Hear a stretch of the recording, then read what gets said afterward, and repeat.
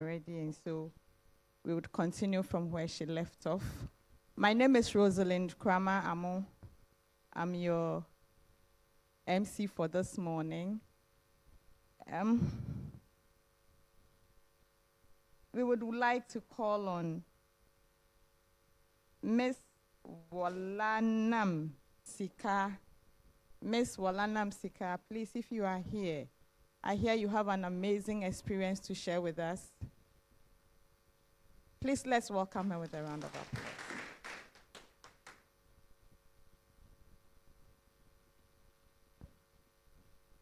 Good morning, everyone. Okay, my name is Walai Namsika. I like to be called Wala. I'm just going to touch a bit about my personal development journey and the reason why personal development is highly important for even people that are highly educated. Excuse me. So here in this room, I know there's a common misconception that many of us here in this room think that once you're born into this world, your strengths, your talents, your weaknesses, what you like and what you dislike, we figure it out. But that's not what it really is. However, in life, nothing comes to us automatically. Everything requires learning. You have to learn about yourself, to learn who you are as a person. And that process of us learning is what we call personal development. My story is someone who studied telecom engineering, had the opportunity to work with Vodafone Ghana, which is a multinational, and other multinationals through my undergraduate days, so Huawei, and then moved on to Busy. But somewhere along the way, one of the companies that I was working with ran into financial crisis, and then I was laid off work. This was before the COVID year, and being laid off work wasn't the normal. So when your life comes to a standstill with uncertainty, what do you do, especially as a young professional? This is where personal development kicked in for me. So somewhere in 2020, after going to a career skills workshop with Jamila Abdullahi, because I wasn't sure at that point whether I wasn't doing something right with my CVs or not, I decided to take up some learning with Tony Robbins.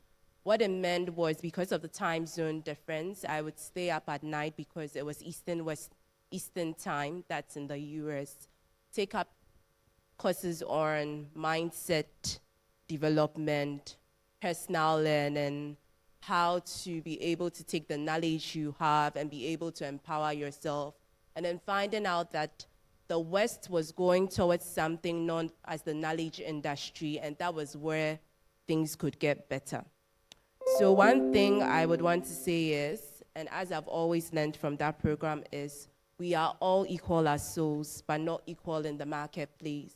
Regardless of your skill sets and the education you get, there is something extra, and that's what personal development, that helps you to advance. Also, 7 things I'd like to leave with you, why personal development is important.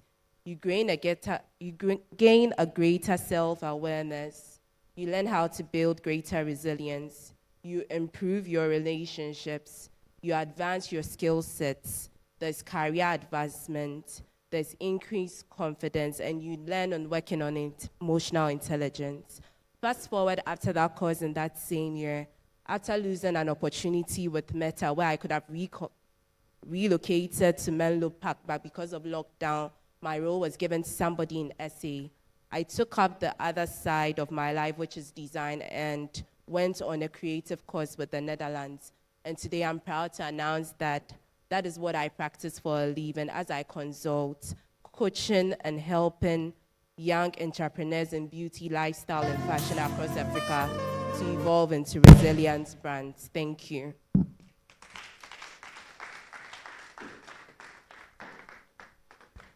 Thank you very much for sharing this experience. If there is anything at all that I picked from your story, unique story, it is that when one door closes, a bigger door is opening, and probably that is when you discover yourself, your true self, and what you really are meant to do.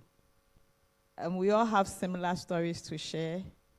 But I think that it is important that young people hear more of such stories, because in a world where technology and social media is driving everything, sometimes if you are not careful, you look at what others are doing and you think that you are worthless.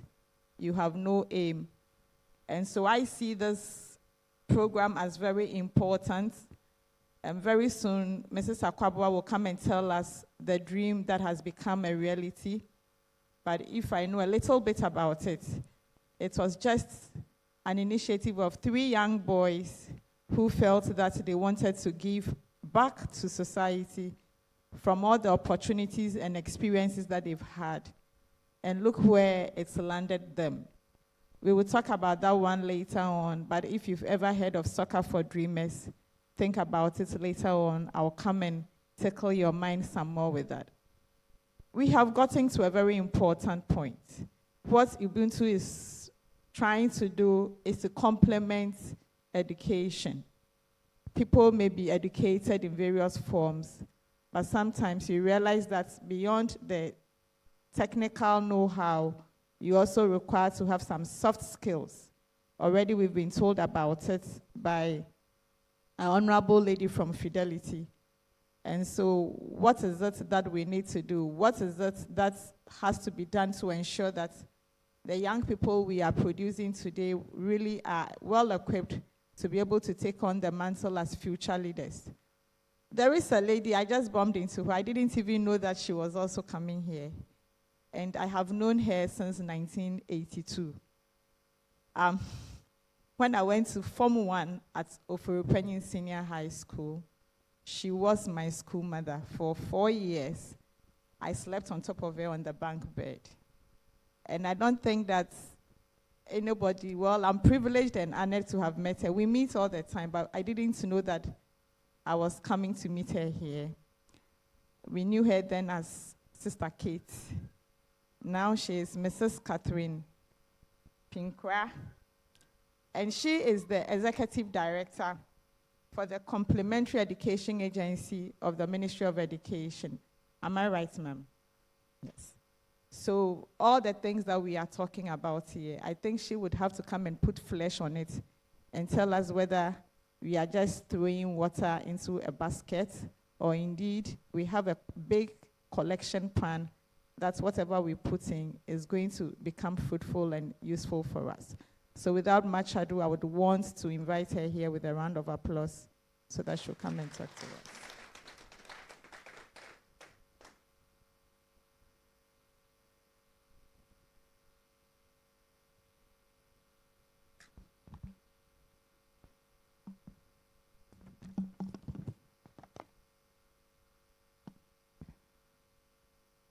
Mr. Chairperson,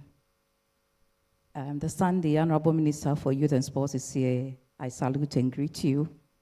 Honorable President of the Ghana Football Association, members of the sporting fraternity, members of the media present, invited guests, coaches, facilitators, ladies and gentlemen, good morning. And thank you for having us. I'm here representing the Complementary Education Agency. And thank you so much, Rosalind, for your kind words. Rosalind had always been here, and when I bumped into her here, I said she's actually refusing to grow. And I'm sure when I take her to Oforipenyi today, they might enroll her in class or Form 3. She's been like this ever since I met her the first time she walked into Oforipenyi. Very eloquent and very, very vibrant. And I'm not surprised that she found herself where she is, and she's doing so well in the area where we thought only men are. Rosalind is there. And so on our platform, it's not surprising to have her. And these are some of the qualities that I think that has brought us here today, going beyond the strict curriculum to do what you can do best, what God has given you. And I think that it has become so critical in our educational sector to make sure that our kids or our students get what it takes to survive and to thrive well in the 21st century. And so when I got this invitation, in fact, this morning in my vehicle, I was actually fighting a call that came because I understand I have to divert my course and go to University of Ghana because, unfortunately, the vice president is doing something there, and I have to go and represent the minister. And I said, this is a program that I've accepted long ago, and I cannot turn it down. And more so, it is so dear to my heart what you are doing today. And because the second gentleman on the land is doing something, you cannot say no. I've asked for a little more time to be here so that I can rush and then join the vice president. So thank you for having us here. I am here with my public affairs officer, Mr. Patrick Chumesi is behind here. Patrick is doing so well when it comes to projecting the image of CEA out there. At times when you ask about CEA, people don't know. And these are the young guys who have been helping us. And so, Patrick, welcome, and thank you for joining me here. Most of the time, I talk too much, and I prefer doing extempo. But I think today they have restricted me with this. So, ladies and gentlemen, forgive me to read as if I'm in a classroom. I personally feel honored to speak to you on this occasion as you launch this important program, the Ubuntu Equip Coaching Program. And I bring you fraternal greetings from my hardworking, innovative team, as I've just said, at the Complementary Education Agency. I am elated to be part of this program, which seeks to bring success to Ghanaians through sports. I therefore crave your individual and collective indulgence to join me in acknowledging the organizers for putting together this groundbreaking, career-enhancing, and transformative initiative program. Because interventions of this nature always strike the chord of self as well as national development. And so we all have to rally around it and give our shots. Distinguished ladies and gentlemen, please permit me to emphasize the importance of providing alternative learning opportunities for out of school, especially our youth in Ghana. It's not everybody who has had opportunity to walk into a structured educational institution. And for us in the third world country like Ghana, it is not something that is surprising. We do have these numbers out there, and if I quote the numbers, you'll be very, very surprised. As a nation, how far we have come. With the Complementary Education Agency, we have clustered these underprivileged citizenry of us into 3 categories. The first is the out-of-school children. Patrick, correct me if I got it wrong. Out-of-school children. And those are the ones that we put them under complementary basic education.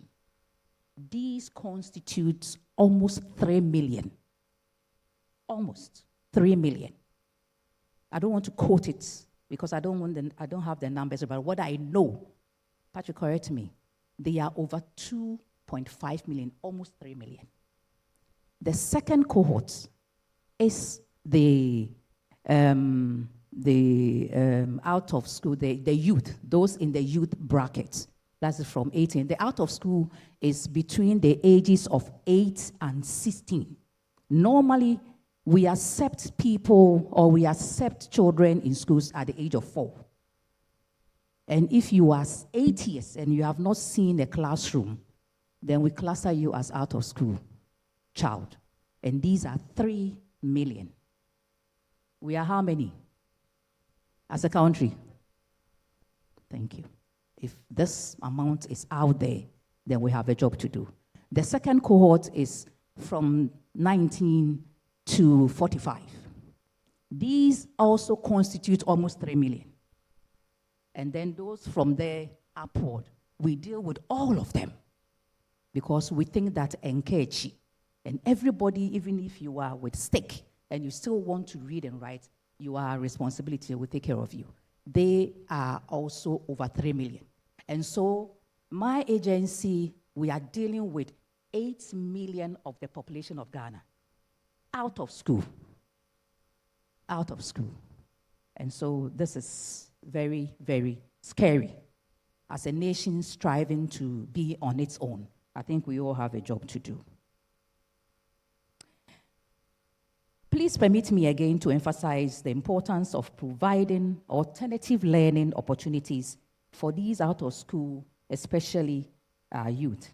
In the current dispensation, where formal education alone cannot holistically meet the educational and developmental needs of Ghanaian citizens, we must recognize and embrace the value of alternative pathways that will make people also feel part of the economy and do their best. The fact that you've never been to school doesn't mean that you are not smart, and it's not mean that you cannot also provide towards the development of Ghana. Distinguished ladies and gentlemen, given the paramount role of education, provision had to be made for the out of school to ensure no one is left behind. Hence, it was all excitement when Parliament of Ghana passed the education bill into an act in 2019 and received the assent of the President on 29 December 2020, becoming an act called 1055. Therefore, the agency has the responsibility to deliver complementary education, remedial education program, occupational skills development, and national functional literacy programs, which we have been identified with over the years. And somebody asked, who are you, the CEA? And I said, we dated back 1947. We used to be called the non-formal education. At times, they also call us adult education. With the passage of the bill into an act, we've been given additional responsibility. These are the ones that I talked about. But formally, we were only dealing with the adult education. But now we are dealing with the out of school and also providing skills development for our constituents. The complementary basic education, where we have the out of school children, focuses on out of school children between the ages 8 and 16, as I said earlier. At the same time, the remedial education program concentrates on junior and senior high school dropouts. As we said, we are not leaving anybody behind, and it's encouraging. And so these ones who could not make it through BC and WASI, we offer them opportunity to resit their examinations. And our past, I don't want to bore you, but our past record suggests that we've been hitting over 95% of these young ones that we go through the remedial to enter tertiary or TVET higher levels.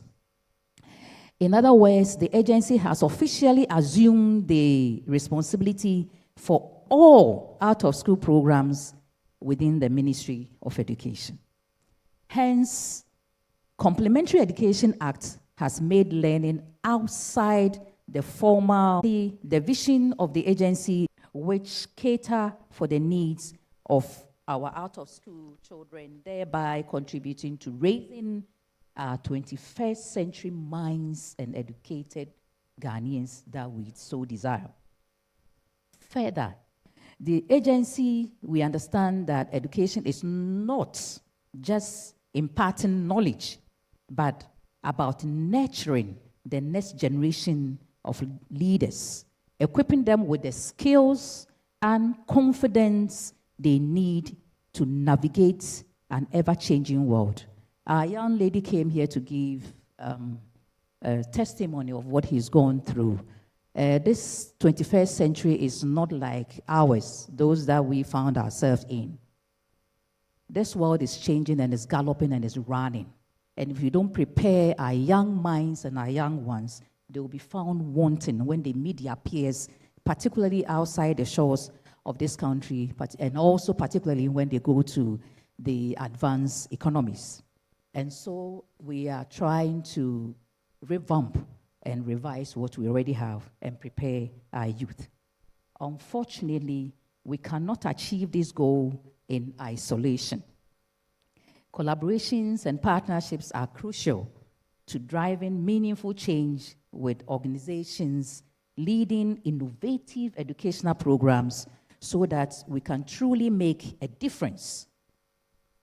We have been collaborating with the UN family, FCDU, and other partners, and I think we are very happy today to say that our partnership and collaboration have been very, very fruitful.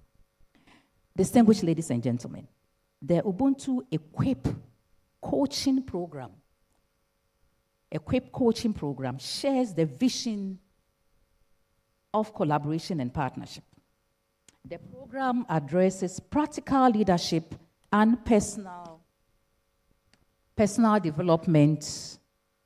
developmental needs among Ghanaian youth. Not long ago, we used to have educational system that was not paying much attention to life skills and leaving students not well prepared for the complexities of our modern world.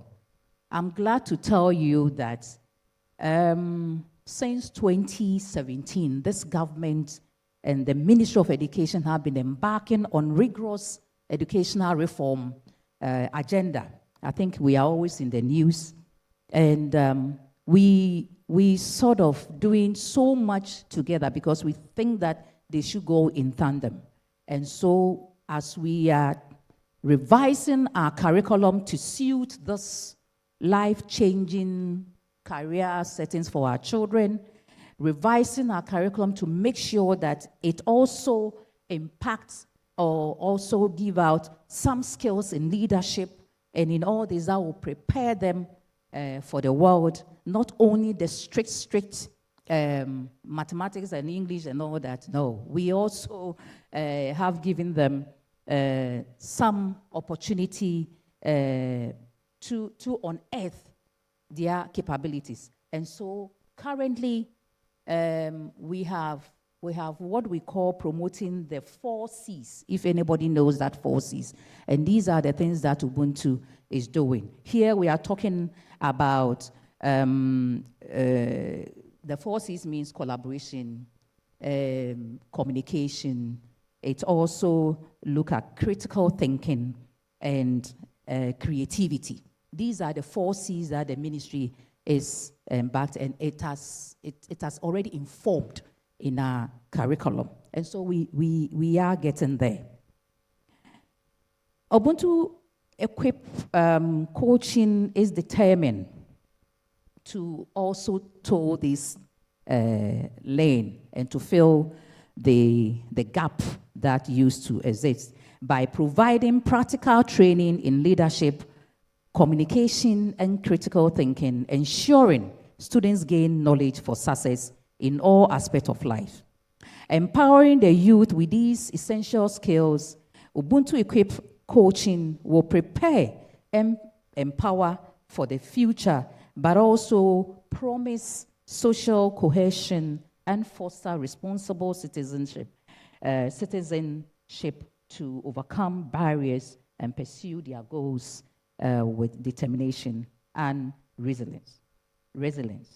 Therefore, the Complementary Education Agency commend Soccer for Dreamers for their commitment to addressing these critical needs and pioneering an educational program catering for students' personal development at all levels of education in Ghana. In ending my speech, I would like to state that despite the above, the agency is particularly excited about this program because through Ubuntu Equip coaching, we can extend our reach and impact, reaching more youth and empowering them with the essential skills and qualities they need to thrive. Whatever we are doing for the out-of-school citizenry that we have, we are also giving them, as I said, some life skills, and we even intend extending what they call the robotics, and we want to digitize that sector. These children are so smart when you come to them. The fact that they have not gone to school doesn't mean that they are super smart. And so we want to also extend some of these things to them. So I see this as a very healthy collaboration, and I think that it's going to be a healthy grounds for us to sit on the table to see how best we can enhance what we do within the agency. As we stand on the on this precipice of the new era, I implore us all to seize this opportunity and this moment to reaffirm our dedication to transforming lives and building a brighter future for generations yet unborn. We have the power to uplift communities and also to inspire change, both adults and the youth. On this note, I would like to thank you once again for giving us this opportunity, and I want to wish you a fruitful day. God bless you.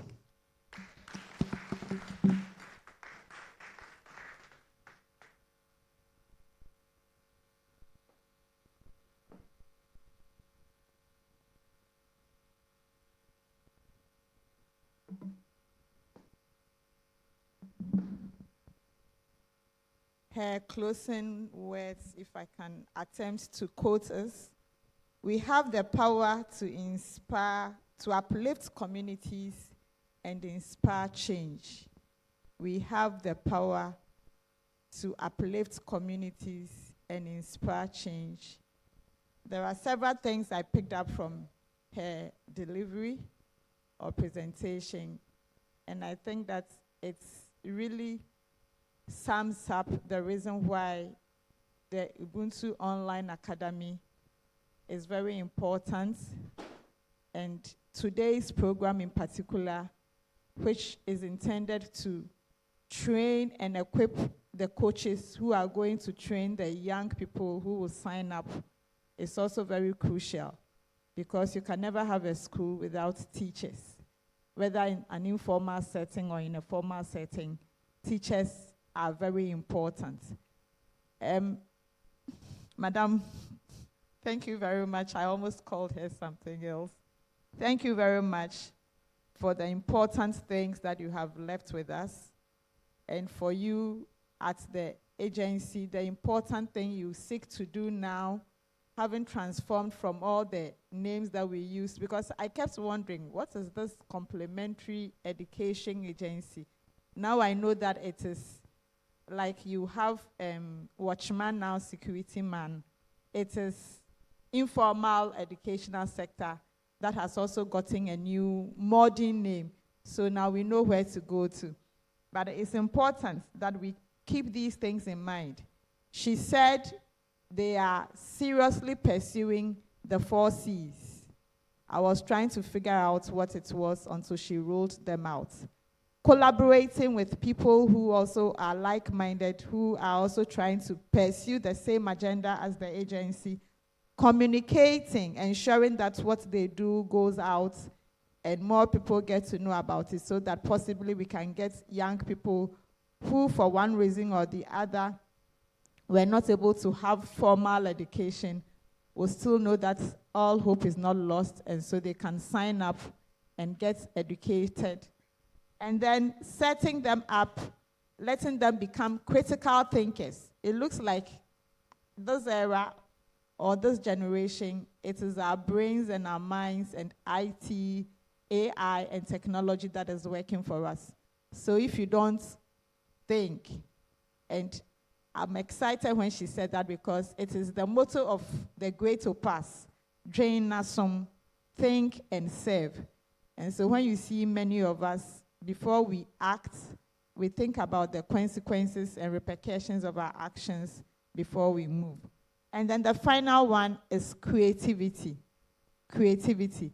Even for a 2-year-old, the things they can do now, especially when they have a gadget, you would think that you see people and you think that they are not educated. They may have missed out through formal education, but trust me, when you engage them and interact with them, you realize that if they had had a little bit of education, they would have done wonders. And that is why the Ubuntu Online Academy is so important.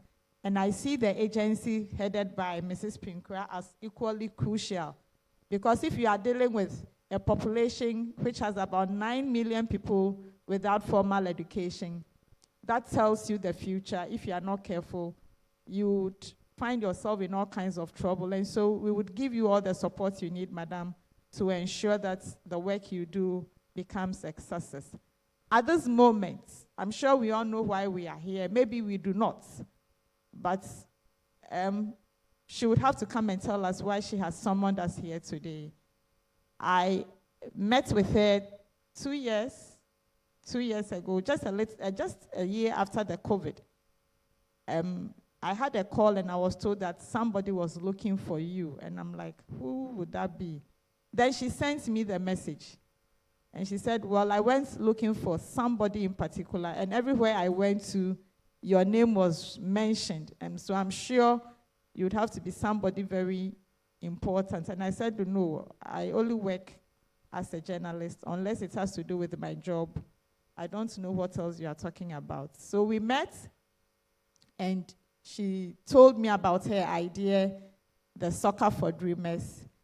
And in America, they are usually, such mothers are called the soccer moms, because America calls football soccer. And on Friday evenings, it's fun to go to a school that has a school team that are playing, and you should see the soccer moms. They are worse than the coaches. But she was lucky to have 3 sons. All her 3 sons are playing football. They still are playing football.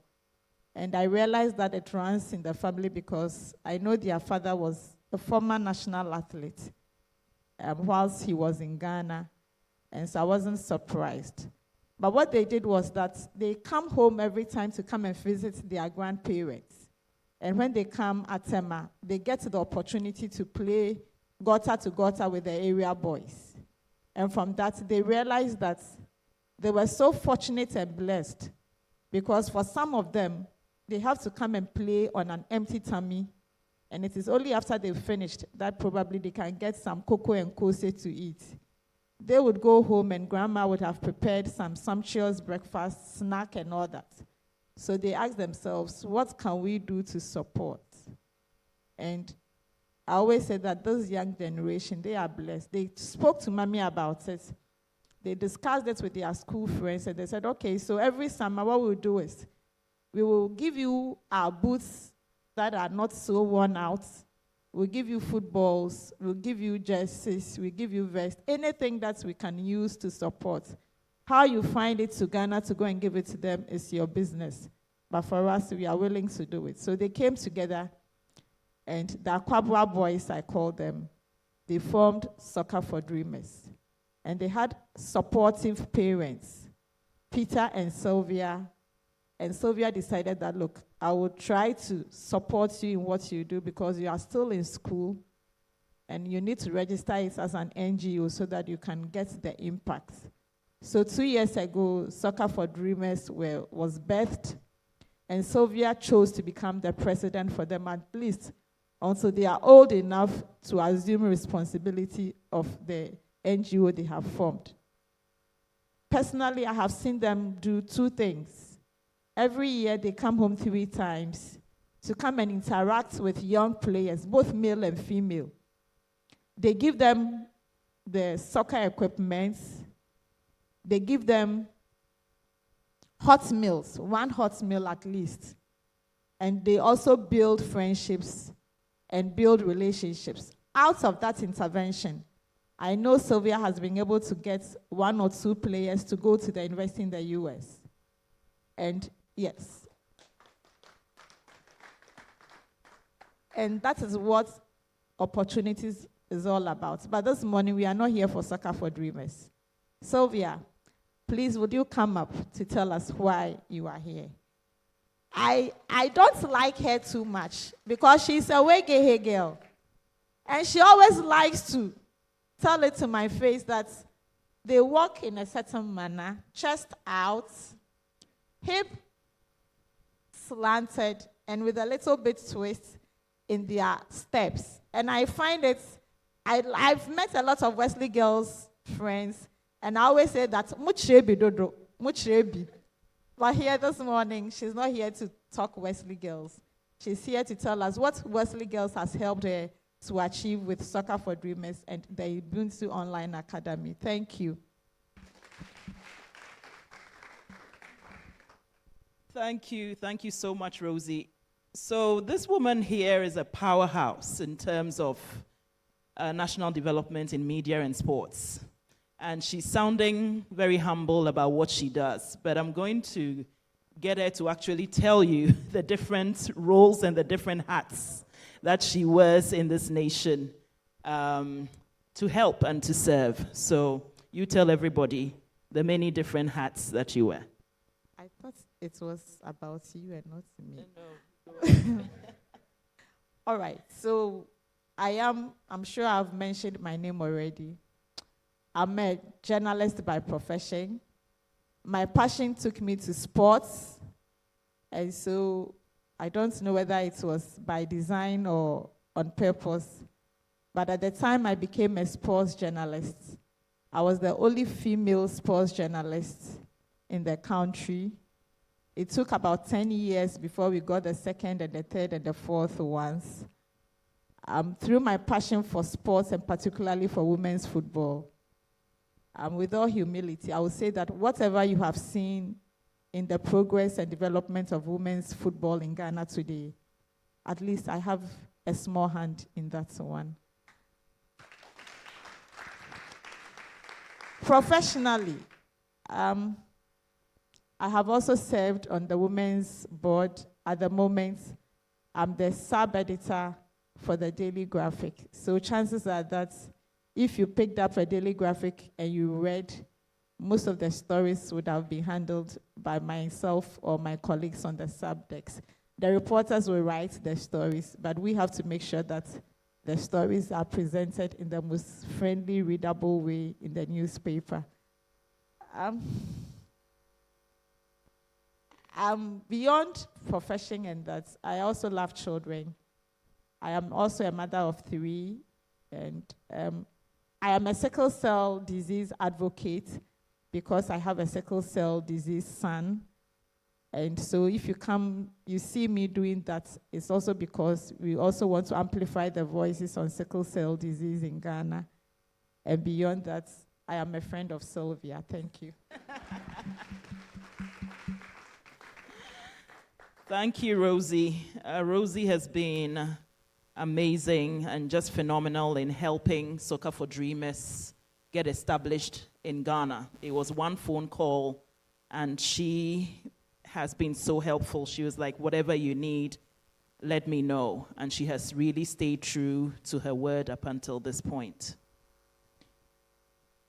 Hello again, ladies and gentlemen, distinguished guests.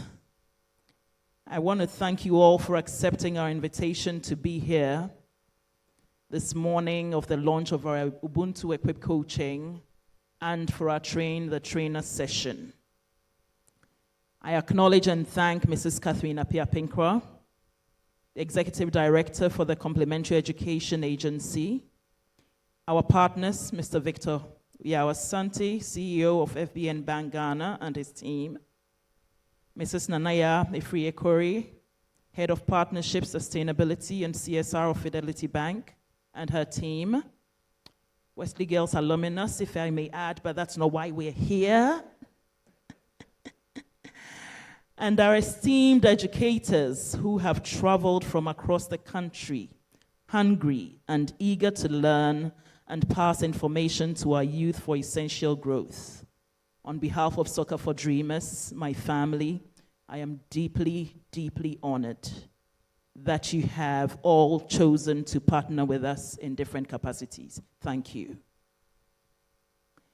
Before we delve into the intricacies of our program, allow me to share some sobering statistics that underscore the urgency of our mission.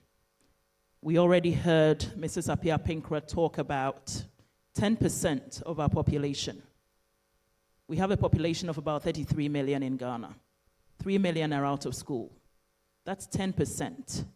For a developing nation, that's not right. According to a 2023 World Bank report, Africa's youth population is estimated to reach 500 million by 2030. Now, that is an asset that we have as a continent, especially compared to a dwindling youth population in the West. By IMF projections, though, indicate that by 2030, a staggering 375 million of our youth will join the labor force. That's just 6 years from now. That's 75% of our youth, which means that 25% of them will not be in employment. What are we doing about it? We have 6 years to turn these statistics into a positive. How do we get them into employment? And even for the 75%, how do we make sure that they're ready to face the workplace?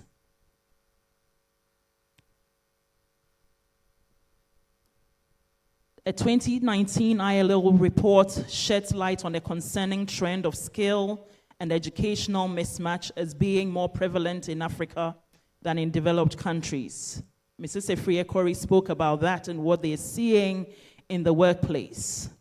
And even more, Africa currently holds the highest global youth employment rate at over 30%, according to a MASH report in 2023. Right here in our nation, the Ghana Statistical Service reports in 2021, according to the Population and Housing Census, that unemployment among Ghanaian youth aged 15 and above, that despite constituting approximately 64% of the total population, 58% of the labor force, Ghanaian youth encounter staggering challenges in accruing employment opportunities.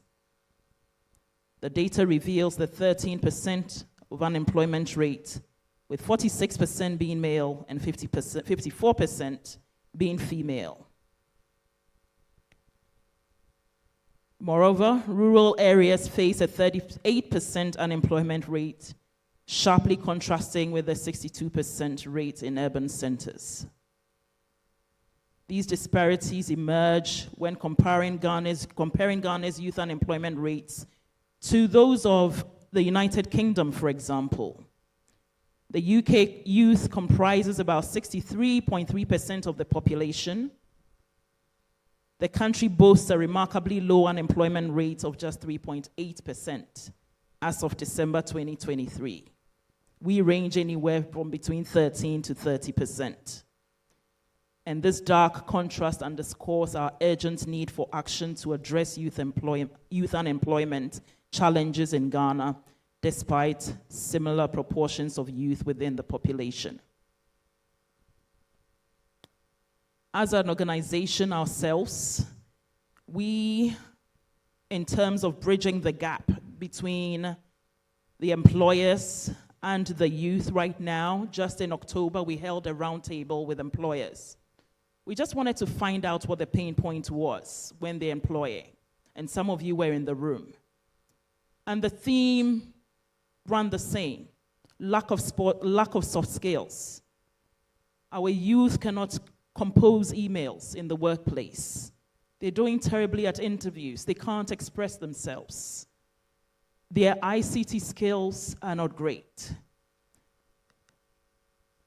From this, we decided that even though we have the online platform as Ubuntu Online Academy, where we try to help the youth, like I said before, to prepare for the workplace, we needed to attack the problem at its roots. And that is why we have Ubuntu Equip, to go into our primary schools, our secondary schools, our tertiary, our universities, to make sure that we are equipped right from the start, to make sure that our youths are prepared for a global workforce.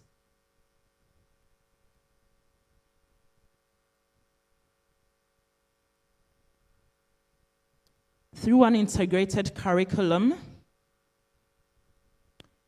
today we have more than 200 volunteers in our program. We have about 60 educators from all over the world, from all over the country, who are here to get together practical skill building exercises. These 60 actually comprise of 25,000 student learners that they will be impacting. And we are so grateful to our educators for making the effort, for paying the price to be here to impact these young minds. Together, we're sowing the seeds for a more prosperous and equitable tomorrow by investing in our youth today. We intend to do this in Ghana, cement this program in Ghana, and then we're moving to other parts of Africa. In the words of Nelson Mandela, education is the most powerful weapon which you can use to change the world. Let us harness this transformative power of education to uplift our youth, fortify our communities, and propel our nation towards a brighter future. In conclusion, I just want to extend again my profound appreciation to each of you for your steadfast support for Soccer for Dreamers and the Ubuntu Equip Coaching Program. Together, we're embarking on a noble journey to empower Ghana's youth, eventually Africa's youth, to lay the foundation for an enduring prosperity on our continent. Your dedication and involvement as key stakeholders are crucial in determining the success and scalability of the program. Please know that your continued commitment and program are invaluable as we work towards our shared goal of making a meaningful difference in the lives of our young people. Thank you so much for being a part of this integral program. Thank you so much for coming. Thank you.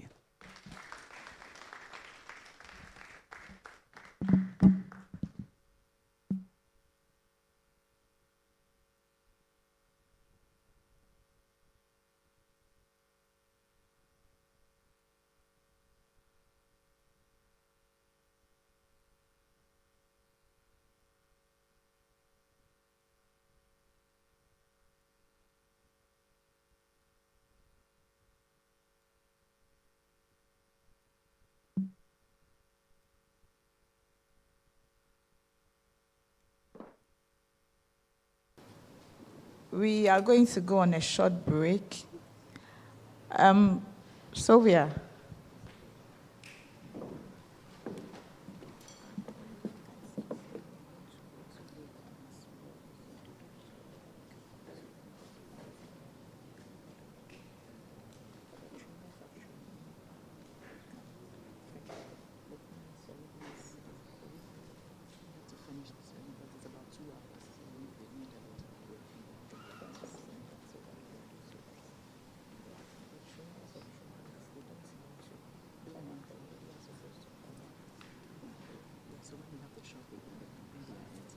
Okay. So, my friends and brothers, I understand, I know what today is. Myself, I also should be there.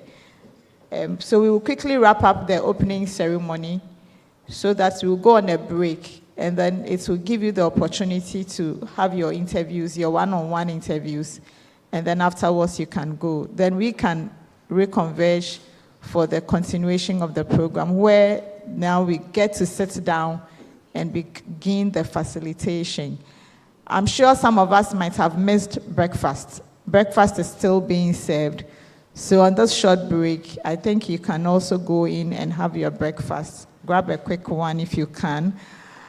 Just some housekeeping etiquettes. The washrooms are at the back there, and I think you wouldn't miss it. So if you need to use the washroom, it is there.